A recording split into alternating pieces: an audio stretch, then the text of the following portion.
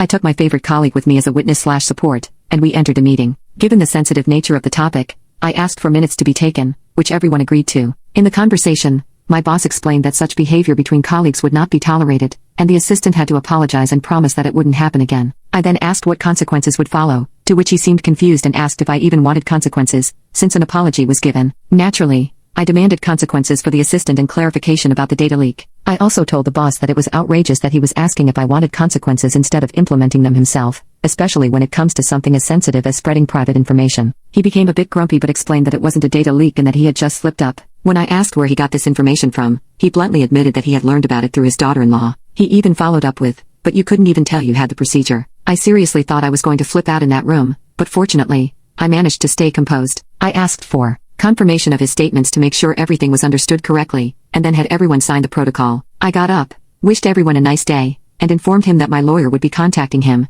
and we'd go from there. One of the 6 colleagues who was in the meeting on Friday approached me afterward, apologized for not saying anything in the moment, and wished me luck, strength, and that someone would react better than he did if something like this happened again. I really appreciated that. 3 days later, here's where we stand. The assistant received her 3rd warning. I don't know where the first 2 came from. Today, I received confirmation that she has to leave the company. I think my boss would have preferred not to make this decision, but since the situation spread very quickly through the office grapevine, it seems to have influenced his decision. As for the clinic, the first contact was made through my lawyer. I didn't personally call or inform the data protection officer. The lawyer took care of all of that. The lady at the clinic no longer works there, as the lead doctor seems to be aware of the risks. He apologized both over the phone and in writing, and I'll be receiving a nice compensation. And with my employer, we were able to agree on a very nice severance package, and the termination of my employment is happening soon. These are all nice solutions, but there are still civil and criminal proceedings ongoing, which I can't discuss right now. The lawyer is motivated to bring further consequences, especially regarding GDPR violations. All I can say is,